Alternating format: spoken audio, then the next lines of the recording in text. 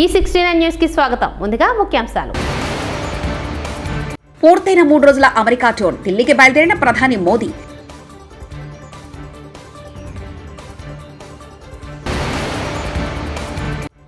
సనాతన ధర్మంపై ఇష్టం వచ్చినట్లు మాట్లాడితే ఊరుకునేది లేదు పవన్ కళ్యాణ్.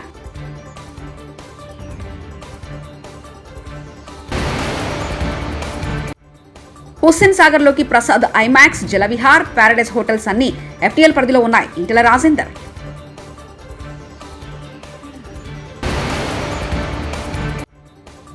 హైడ్రా వల్ల రోడ్డు మీద పడ్డారు పేదలు. ఎవరైతే ఉన్నారో వారందరికీ వెంటనే డబుల్ బెడ్రూమ్ ఇల్లులు ఇవ్వాలి కేటీఆర్. 2 మంత్రి పదవులు ఇస్తే బీఆర్ఎస్ ఖాళీ అవుతుంది. మేం గేట్లు ఓపెన్ చేస్తే మొత్తం పడి వస్తారు మైనంపల్లి హనుమంతరావు. అక్టోబర్ 16న కోర్టులో హాజరు కావాలని సీఎం రేవంత్ రెడ్డికి నాంపల్లి కోర్టు ఆదేశం. తన 3 రోజుల అమెరికా పర్యటనను విజయవంతంగా ముగించుకుని ప్రధాని నరేంద్ర మోదీ మంగళవారం న్యూయార్క్ నుంచి ఢిల్లీకి బయలుదేరారు. 3 రోజుల పర్యటన సందర్భంగా న్యూయార్క్లోని ఐక్యరాజ్య సమితిలో quad leader summit on the future లో మోదీ పాల్గొన్నారు. దీంతో పాటు ఆయన తన పర్యటనలో కొన్ని ముఖ్యమైన ద్వైపాక్షిక సమావేశాలు కూడా హాజరయ్యారు. ఈ క్రమంలో వియత్నాం అధ్యక్షుడితో లామ్తో సమావేశమైన ప్రధాని నరేంద్ర మోదీ ఇరు దేశాల మధ్య సంబంధాలను పెంపొందించుకోవడంతో పాటు కనెక్టివిటీ, వాణిజ్యం, సంస్కృతి వంటి రంగాల్లో సహకారాన్ని పెంపొందించడంపై చర్చించారు. అక్టోబర్ 16న కోర్టులో హాజరు కావాలని సీఎం రేవంత్ రెడ్డికి నాంపల్లి కోర్టు ఆదేశాలు జారీ చేసింది. నాంపల్లి కోర్టులో ఓటుకు నోటు ఈడీ కేసు విచారణ. నేటి విచారణకు ముత్తైతో సహా మిగతా నిందితులు గైహాజరు. రేవంత్ రెడ్డి, ఉదయ్ సింహ, వేంకృష్ణ కీర్తన్, సండ్ర వెంకటవీరయ్య, సెబాస్టియన్ గైహాజర్. నిందితుల గైహాజరుపై అసహనం వ్యక్తం చేసిన నాంపల్లి కోర్టు నేటి విచారణకు మినహాయింపు ఇవ్వాలని నిందితుల అభ్యర్థనను అంగీకరించి కోర్టు అక్టోబర్ 16న విచారణకు హాజరు కావాలని రేవంత్ రెడ్డితో సహా నిందితులందరికీ కోర్టు ఆదేశాలు జారీ చేసింది. 2 మంత్రి పదవులు ఇస్తే బీఆర్ఎస్ ఖాళీ అవుతుంది. మేం గేట్లు ఓపెన్ చేస్తే మొత్తం పడి వస్తారు. ఆ పార్టీలో కేటీఆర్, హరీష్ రావు తప్ప ఎవరు ఉండరు. కేసీఆర్ గుండె పగిలి చేస్తే ఆ బద్నా మా మీద పడుతుంది. కాంగ్రెస్ నాయకుడు మైనంపల్లి హనుమంతరావు. ఇలా ఆపేసాం మేము, అటువంటి చేయలే. గేట్లు ఓపెన్ చేస్తే మొత్తం పడొస్తారు. ఇట్లా 2 మంత్రులు ఇస్తే మొత్తం ఖాళీ అవుతుంది. ఆల్రెడీ ఒకరు మాట్లాడిర్రు, మాకు 2 మంత్రులు ఇన్రి మొత్తం 26 మందిని తీసుకొని వస్తామన్నారు. రేపటి నుంచి ఓన్లీ హరీష్ రావు, కేటీఆర్ బావమర్దులను చూసుకుందాం. మళ్ళీ వాళ్ళ ఆయన గుండెవల్లి దర్శనం అనుకో, అది బదలా మనకే వస్తుంది. మళ్ళా సింపతితో గెలుద్దాం అనుకుంటారు కొడుకులు. హరీష్ రావును కలిసి తమగోడు వెళ్లబోసుకున్న త్రిబుల్ బాధితులు.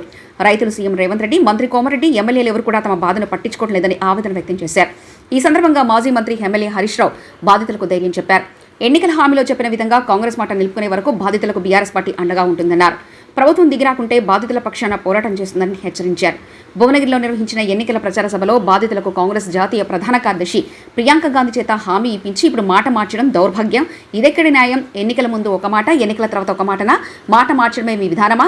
ప్రజలకు మభ్యపెట్టడమే కాంగ్రెస్ పద్ధతి అంటూ హరీష్ రావు వ్యాఖ్యానించారు. ముఖ్యమంత్రి రేవంత్ రెడ్డికి చిత్తశుద్ధి ఉంటే హైడ్రా వల్ల రోడ్డు మీద పడ్డ పేదలు ఎవరైతే ఉన్నారో వారందరికీ వెంటనే డబుల్ బెడ్రూమ్ ఇల్లులు ఇవ్వాలి. ఇంకా 40,000 డబుల్ బెడ్రూమ్లు పంచవి ఉన్నాయి. చెరువుల పక్కన, మురికి కాలువల పక్కన దోమలు కుట్టగా ఆరోగ్య సమస్యలు వస్తాయని తెలిసి కూడా దిక్కులేక బతుకుతెరు కోసం వచ్చిన ఒకరికో 2 రేకుల్లో వేసుకుని పేదలు అక్కడ బతికే ప్రయత్నం చేస్తారు. కానీ కావాలని హైదరాబాద్ను ఆగం చేస్తారా? పేదవాళ్ళు తెలుసో తెలియక కట్టుకుంటారు. మానవత్వం ఉన్న గవర్నమెంట్ వారికి నచ్చచెప్పి నోటీస్ ఇచ్చి తప్పు జరిగితే జరిగిందని వారిని ఒప్పించి మెప్పించి వేరే చోట ఇల్లిస్తా అని చెప్పి వారిని తరలించాలి. కానీ నీతి రీతి లేనట్లు ప్రవర్తించొద్దంటూ కేటీఆర్ వ్యాఖ్యానించారు. మానవత్వం ఉన్న గవర్నమెంట్ అంటే ఏం చేయాలి? నోటీస్ ఇవ్వాలి, చెప్పాలి. తప్పు జరిగింది, గతంలో జరిగిండొచ్చు, మా వాళ్ళకు మీరు నల్ల బిల్లు కడుతుండొచ్చు, కరెంటు కనెక్షన్ ఉండొచ్చు, ప్రాపర్టీ ట్యాక్స్ గర్పట్టి కడుతుండొచ్చు. కానీ తప్పు ఉన్నది కాబట్టి నీకు వేరే ఇల్లు ఇస్తా అని చెప్పి వేరే ఇంటికి తరలించి ఆడికెళ్ళి వాళ్ళని ఒప్పించి మెప్పించి తీయాలి. నువ్వేం చేస్తున్నావు? నీకేమైనా నీతి రీతి ఉన్నదా?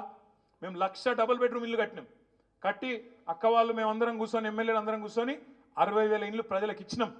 ఇంకా 40,000 ఇండ్లు అక్కడనే ముఖ్యమంత్రి కింద పెట్టుకొని ఉన్నాడు. ఇప్పుడు ముఖ్యమంత్రి నీకు చిత్తశుద్ధి ఉంటే హైదరాబాద్లో ఎక్కడెక్కడనైతే హైడ్రా వల్ల ఇవాళ రోడ్డు మీద పడ్డ పేదలు ఉన్నారో వాళ్ళకి ఆ 40,000 ఇండ్లు వెంటనే కేటాయించాలని చెప్పి నేను డిమాండ్ చేస్తా ఉన్నాను. మేము కట్టిన ఇండ్లు అవి, మేము కట్టిన ఇండ్లు బంగారుపాలెంలో పెట్టి నీకు అప్పచెప్పినాం. 40,000 ఇండ్లు ఇవాళ తయారున్నాయి. నీకు చిత్తశుద్ధి ఉంటే ఈ పేదవాళ్లకు ఆ ఇండ్లు మొదలు ఇయ్యి. అది మూసిలో కావచ్చు, ఇంకొకడ కావచ్చు, ఆ పేదవాళ్ళకు కేటాయించు. వాళ్ళకు చట్టం ఫాలోగా. హైడ్రాకు చట్టం లేదు. మరి హైడ్రాకు చట్టం లేకపోతే చుట్టాలనేది ఇచ్చిపెడుతుంది హైడ్రా. అనుముల తిరుపతి రెడ్డికి ఒక నీతి, అనుముల ఇంకా మిగతా బ్రదర్స్కి ఒక నీతి, మిగతా పేదవాళ్ళకు ఒక నీతి ఉంటుందా? ఇదేనా పద్ధతి? అందరికి ఒకటే ఉండాలి కదా చట్టం అంటే. కొంతమందికి చుట్టం ఎట్లయితే చట్టం. అందుకే నేను అడుగుతా ఉన్నా, హైడ్రా బాధితుల విషయంలో కూడా తప్పకుండా బీఆర్ఎస్ పార్టీ మా నగర శాసనసభ్యులతో ఒక సమావేశం పెట్టుకుంటాం. ఏ రకమైన నీతి అవలంబించాలి, ఏ రకంగా పేదవాళ్ళకు అండగా ఉండాలనే దాని మీద పెద్దలు కేసీఆర్ గారి డైరెక్షన్ కూడా తీసుకొని మీకు అండగా నిలబడే ప్రయత్నం సంపూర్ణంగా చేస్తామనే మాట కూడా హైదరాబాద్లోని పేదలందరికీ నేను విజ్ఞప్తి చేస్తా ఉన్నా. తెలుగు సినిమా ఇండస్ట్రీకి వార్నింగ్ ఇచ్చిన పవన్ కళ్యాణ్ అయ్యప్ప స్వామి పైన దీక్ష చేస్తే ఇష్టం వచ్చినట్లు మాట్లాడుతున్నారు. ఇదేనా మీరు ఇస్లాం మీద గొంతెత్తగలరా? ఎందుకంటే మీకు వాళ్ళు రోడ్డు మీద తీసుకొచ్చి కొడతారన్న భయం ఉంటుందంటూ AP deputy CM Pawan Kalyan అన్నారు. నేను ఇంకొక మతాన్ని నిందించానా? ఇస్లాంని నిందించానా? క్రిస్టియానిటీని నిందించానా? అపవిత్రం జరిగింది, ఇలా జరగకూడదు, ఫుడ్ అడల్టరేషన్ జరిగిందని మాట్లాడుతుంటే దీన్ని గోల చేయకూడదంటే అంటే తప్పు జరిగినప్పుడు మాట్లాడకూడదా? ఒక అపవిత్రం జరిగితే మాట్లాడకూడదా? దేవతా విగ్రహాలను శిరచ్ఛేదం చేస్తే మాట్లాడకూడదా? ఏం పిచ్చి పట్టింది ఒక్కొక్కళ్ళకి? ఎవరి కోసం మాట్లాడుతున్నారు మీరు? ప్రకాష్ రాజ్ కూడా చెప్తా ఉన్నాను, నాకు మీరంటే గౌరవం, I have extreme respect for you. కానీ when it comes to secularism, Prakash Raj garu, it's a two-way, not one. I have extreme respect for you. You know that. Ayyappa స్వామి దీక్ష చేసే వాళ్ళ మీద ఎంత ఇష్టారాజ్యంగా మాట్లాడతారు. ఇదే మీరు ఎవరన్నా సరే ఇస్లాం మీద మీరు గొంతెత్తగలరా? ఎందుకంటే రోడ్ల మీదకి వచ్చి కొడతారని మీకు భయం, అందుకు మీరు మాట్లాడరు. హిందువులు అంటే మెత్తని మనుషులు కదా, తోటి హిందువు కదా, మీరు ఏదైనా మాట్లాడచ్చు. మీకు నమ్మకాలు లేకపోతే మీరు ఇంట్లో కూర్చోండమ్మా. మీకు నమ్మకాలు లేకపోతే ఇంట్లోంచి బయటికి రాకండి, మమ్మల్ని ఏం అనకండి. మేము ఎలా పూజా విధానం ఎలా చేస్తాం, అలాగే ముఖ్యంగా ఫిల్మ్ ఇండస్ట్రీ కూడా నేను తెలియజేస్తా ఉన్నా. దీని మీద మీరు మాట్లాడితే మద్దతుగా మాట్లాడండి, లేదంటే మౌనంగా కూర్చోండి. అంతేగాని మీ మాధ్యమాల ద్వారా అపహాస్యం చేస్తే మటుకు ప్రజలు మిమ్మల్ని ఎవరు క్షమించరు. ఎందుకంటే చాలా డీప్ పెయిన్ ఇది. మీరు లడ్డూ మీద జోక్లు వేస్తున్నారు. నేను ఒక సినిమా ఫంక్షన్లో కూడా చూశాను, laddu is a sensitive issue అని. Don't you ever say that. Don't you ever try dare to say that please. హైదరాబాద్లో హైడ్రా, పాలకుర్తిలో పెడ్రా కావాలి. ఎమ్మెల్యే యశస్విని రెడ్డి. హైడ్రా రావాలంటున్నారు పాలకుర్తిలో. తప్పకుండా ఎక్కడెక్కడ ఎవరెవరు ఏమేమి భూ కబ్జాలు చేసిండ్రో, ఇంకా ఎక్కడ ల్యాండ్ అక్రమంగా తీసుకున్నారో అన్నీ కూడా బయటకు వెళ్తాయి. హైడ్రా మరి మన వేరే ఎమ్మెల్యే గారు కూడా హైడ్రా కావాలన్నారు. అదేవిధంగా శంషాబాద్ ఎయిర్పోర్ట్ నుంచి తిరుపతి వెళ్లాల్సిన ఎయిర్ ఇండియా విమానంలో టెక్నికల్ సమస్య. ఉదయం 6:30 హైదరాబాద్ నుండి తిరుపతి బయలుదేరిన ఫ్లైట్ విమానంలో సాంకేతిక సమస్యను గుర్తించిన పైలట్ టేకాఫ్ అయి వెళ్తున్న విమాన మార్గమధ్యంలో ఒంటిమిట్ట వరకు వెళ్లి తిరిగి శంషాబాద్ ఎయిర్పోర్ట్లో అత్యవసరంగా ల్యాండింగ్. 2 గంటల నుంచి ఇప్పటివరకు తమరు పట్టించుకున్న నాదుడే లేరంటూ ఎయిర్పోర్ట్లో ప్రయాణికులు ఆందోళన వ్యక్తం చేశారు.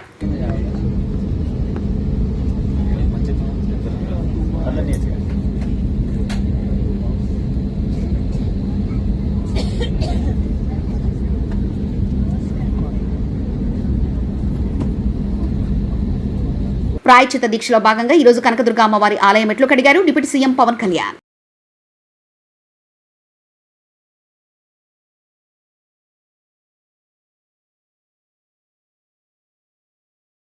ప్రధానికి రాసిన లేఖలో జగన్ రెడ్డి పచ్చి అబద్ధాలు. Containing ghee that reaches the temple should be accompanied by a certification as to the purity of the ghee and quality of the product from agencies that are accredited by the NABL. Further, at the temple, 3 samples are obtained from every tanker and the same are tested, and only after the 3 samples passes the test would the ghee be allowed to be put to use. అంటే అతను ఏం justification చేస్తున్నా అంటే మొత్తం టెస్ట్లన్నీ అయిపోయినాయని. అక్కడ adulteration test లేదు. Adulteration test లేకుండా adulteration test ఎట్లా చేస్తారండి మీరు? అందులో మీరు చూస్తే అక్కడ చేసేది ట్యాంకర్ ద్వారా వచ్చినప్పుడు ఆవు నెయ్యితో పాటు తేమ, బీట్రో రిఫ్రాక్టోమీటర్ రీడింగ్, కొవ్వు ఆమ్లం, ఆర్ఎం విలువ, పౌడైన్ పరీక్ష, మినరల్ ఆయిల్ కోసం పరీక్ష, అదనపు రంగు కలిపారా, melting point, rancidity, milk fat, Polenske వంటి ప్రాథమిక అంశాలు మాత్రం చేస్తారు. అడల్ట్రేషన్ చేయాలంటే NABL అక్రిడేషన్ ఉండాలి. ఆ ల్యాబ్కి వెళ్ళాలి. ఆ టెస్ట్ లేదు. అలాంటి టెస్ట్ జరిగిన దాఖలాలే లేవు. వీళ్ళు సింపుల్ టెస్టులు చేసి ఆ సింపుల్ టెస్టుల ప్రకారం 18 ట్యాంకర్లు రిజెక్ట్ చేసామని పెట్టే పరిస్థితికి వచ్చారు. టెండర్ కండిషన్ ప్రకారం NABL అక్రిడేషన్ ల్యాబ్ కల్తీ ఉందా లేదా అనేది టెస్ట్ చేయాలి. ఎప్పుడూ చేయాలి. దీనికి ఖర్చు కూడా 75 లక్షలే అవుతుంది. కనీసం ఆ 75 లక్షల రూపాయలు కూడా ఖర్చు పెట్టలేకపోయారు. అది వేరే విషయం. ఒకప్పుడు నమ్మకం ఏం జరిగింది, ఇప్పుడు నమ్మకం కూడా లేకుండా ఇవన్నీ జరిగే పరిస్థితికి వచ్చాయి. ఇంగిత జ్ఞానం ఉండే ఎవడైనా సరే ఈఓగా వేసిన వ్యక్తి గాని, మేనేజ్మెంట్ గాని, ముఖ్యమంత్రికి గాని 319 రూపాయలకు నెయ్యి వస్తుందండి. రివర్స్ టెండరింగ్ పెడతారా అండి? మీకు ఉండే కండిషన్ తీసేస్తారండి మీరు? అసలు పాలే అవసరం లేదు. 4 లక్షల లీటర్లు మిల్క్ మినిమం ఆపరేట్ చేయాలి. ఆపరేట్ చేస్తే అందులో వచ్చే గీ గాని, బయట చేసింది గాని మొత్తం అయినా కొంతవరకు ఉపయోగపడుతుందని పెడితే 4 లక్షల లీటర్లు అవసరం లేని పెడతారండి మీరు? 250 కోట్ల రూపాయలు టర్న్ ఓవర్ అవసరం లేని పెడతారండి మీరు? 3 ఏళ్లలో 1 ఇయర్ సరిపోతుందని పెట్టే పరిస్థితికి వచ్చారు. 3 ఏళ్లలో 1 ఇయర్ 250 అంటే 3 ఏళ్లలో 1 సంవత్సరం 150 కోట్లను పెట్టే పరిస్థితికి వచ్చారు. 12 టన్నులు అంత ముందు పెడితే దాన్ని 8 టన్స్ తగ్గించేసే అసలు అన్ని కండిషన్స్ డైల్యూట్ చేసేసి ఈ రోజు మొత్తం ఈ వ్యవస్థని భ్రష్టు పట్టే పరిస్థితి వచ్చి హుస్సేన్ సాగర్ లోని Prasad IMAX, Jalavihar, Paradise hotel అన్ని FTL పరిధిలో ఉన్నాయి. వీటిని కూల్చేద్దాము రేవంత్ కింద. సామాన్యులు రూపాయి పోగేసుకుని కట్టుకున్న ఇండ్లు కూలగొట్టి వారి కడుపులో మట్టి కొడుతున్నావంటూ బీజేపీ ఎంపీ ఈటెల రాజేందర్ వ్యాఖ్యానించారు. నువ్వు అక్వైరీ చేసి 10 లక్షల రూపాయలకు అక్వైరీ చేస్తున్నావు. ఏదో ఒక అక్వైరీ చేయాలి కదా. నువ్వు అక్వైరీ చేయకుండా నీ తాత జాగీర్ లాగా నువ్వు ఇవాళ వచ్చి ఇవాళ మొత్తం కూలగొడతా, నీవే ఇవాళ కొత్తగా పుట్టొచ్చినట్టుగా, నువ్వే కొత్తగా ముఖ్యమంత్రి అయినట్టుగా, అంతకుముందు ప్రభుత్వాలు లేనట్టుగా, అంత ప్రభుత్వాలకు ఈ ఎకలాజికల్ బ్యాలెన్స్ గురించి లేకపోతే ఇతరత్వ గురించి ఆలోచించడానికి మాట్లాడే మాటలు థర్డ్ క్లాస్ మాటలు ఇవి. నేను అడుగుతా ఉన్నా, ఇలా వాళ్ళు అంటున్నారు మేము చెరువులను కాపాడాలి. నేను అంటున్నా, చెరువులు కాపాడే ధైర్యం నీకుంటే, దమ్ముంటే, నిజంగానే ఆ మంచి అభిప్రాయం అనుకుంటే నా హుస్సేన్ సాగర్ లో తాగే నీళ్ళు లెక్క తయారు చేసి ఫస్ట్. ఇవాళ హైదరాబాద్ లో ఉన్న అన్ని చెరువులు పంట పొలాలకు నీళ్ళెచ్చుడు కాక అవన్నీ కూడా మురికి కూపాలుగా మారిపోయినమాట వాస్తవమా కాదా? ఇవాళ ఆ చెరువు చుట్టుపక్కల ఉన్న వాళ్ళు దుర్గంధపూరితమైన బతుకుతున్నారు. ఈగలు, దోమలు, గుర్రపు డెక్క వాసన, అసలు జ్వరాలు. ఎవరు కట్టుకున్నారంటే తక్కువ ధరకు వస్తుందని చెప్పి వాళ్ళు కట్టుకున్నారు. నేను అంటున్నా ప్రభుత్వాన్ని, ఇవాళ మీరు వాళ్ళకు సామాన్యులు కావచ్చు, వాళ్ళు నీతో యుద్ధానికి రాకపోవచ్చు, వాళ్ళు కోర్టు మెట్టెక్కే డబ్బులు లేకపోవచ్చు, కానీ వాళ్ళ ఏడుపు, వాళ్ళ కన్నీళ్ళు, వాళ్ళ ఉసురు నీకు తాకకుండా పోయి గుర్తుపెట్టుకో. నువ్వేమనుకుంటున్నావు? ఇలా ఏ ఉపాధి కల్పిస్తా అని చెప్పినవో, పేదలకు అండగా ఉంటా అని చెప్పినవో, పేదల బతుకుల్లో వెలుగు నింపుతా అని చెప్పినవో, నువ్వు అనేక రకాల హామీలు ఇచ్చినవో, ఇలా మహిళలకు 2,500 రూపాయలు ఇస్తా, భూమి లేని వాళ్ళకు 12,000 రూపాయలు ఇస్తా, నేను ఇది ఇస్తా అది ఇస్తా, ప్రగల్భాలు పలికినవు. ఇచ్చుడు పక్కకు పెట్టు. నీ పెన్షన్లు, నీ బియ్యం కార్డులు, నీవన్నీ పక్కకు పెట్టు. కానీ వాళ్ళ కాళ్ళ మీద వాళ్ళు బతికేటువంటి సామాన్యుల బతుకుల్లో మట్టి కొట్టి నువ్వు వాళ్ళ జీవితాల్లో ఇలా నిప్పులు పోసి నువ్వేం సాధిస్తావని చెప్పి రేవంత్ రెడ్డి అడుగుతున్నాడు. నీకు ఏం మానవత్వం ఉంది? నువ్వు అనుకుంటున్నావు నువ్వు చాలా గొప్పగా చేస్తున్నా. కొద్దిమంది తెలియని వాళ్ళు, సోషల్ మీడియాలో ఉన్నటువంటి వాళ్ళు కావచ్చు, కొద్దిమంది తెలియని వాళ్ళు ఏమనుకుంటారంటే నిజమే చెరువులు అక్రమంగా ఆక్రమించుకున్నారని చెప్పాను. అరే అక్రమంగా ఆక్రమించుకున్నారా, సక్రమంగా ఆక్రమించుకున్నారా బయటపెట్టు. నేను అడుగుతున్న ప్రభుత్వం దమ్ముంటే ఈ హైదరాబాద్లో ఎన్ని చెరువులు ఉన్నాయి, ఇన్ని చెరువులు ఎన్ని మాయమైనవి, ఈ మాయానికి కారకులు ఎవరు? ఇవాళ బతుకమ్మకుంట అంబరిపేటలో ఎవడు మాయం చేసిండు? ఇవాళ నేను చాలాసార్లు చెప్పిన, కరీంనగర్లో 3 కుంటలు ఉండే 3 చెరువులు ఉండే, దాంట్లో కలెక్టరేట్ కట్టాను. ఇవాళ అనేక చెరువులు, అనేక కుంటలు. ఇవాళ ఇక్కడ కృష్ణకాంత్ పార్క్ ఉంటుంది, ఈసుబుడలో ఉంటుంది, అనేక చెరువులు. మాసప్ ట్యాంక్, దాని పేరే మాసప్ ట్యాంక్, ఇలా క్రికెట్ గ్రౌండ్ అయిపోయింది. ఇవాళ నీవు కొన్ని వందల చెరువులు డిస్మాంటిల్ చేసి పార్కు. గుంతలలో ఇరుక్కుపోయిన కేంద్ర మంత్రి వాహనం జార్ఖండ్ లో ఓ కార్యక్రమానికి హాజరయ్యేందుకు వెళ్తుండగా కేంద్ర మంత్రి శివరాజ్ సింగ్ చౌహాన్ వాహనంలో భారీ గుంతలు ఇరుక్కుపోయింది. దీంతో వాహనం కదలలేని పరిస్థితిలో శివరాజ్ సింగ్ చౌహాన్ వాహనం దిగి వెళ్లిపోగా స్థానిక అధికారులు హుటాహుటిన అక్కడికి చేరి కారును గుంత నుండి బయటకు తీశారు.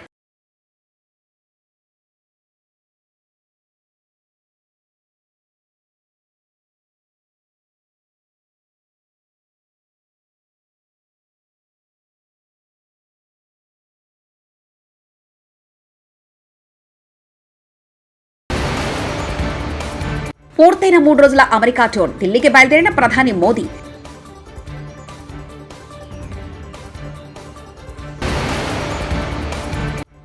సనాతన ధర్మంపై ఇష్టం వచ్చినట్లు మాట్లాడితే ఊరుకునేది లేదు పవన్ కళ్యాణ్.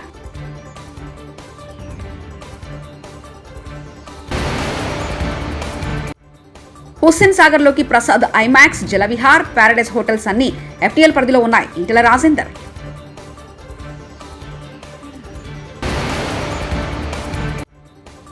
హైడ్రా వల్ల రోడ్డు మీద పడ్డ పేదలు ఎవరైతే ఉన్నారో వారందరికీ వెంటనే డబుల్ బెడ్రూమ్ ఇల్లులు ఇవ్వాలి కేటీఆర్.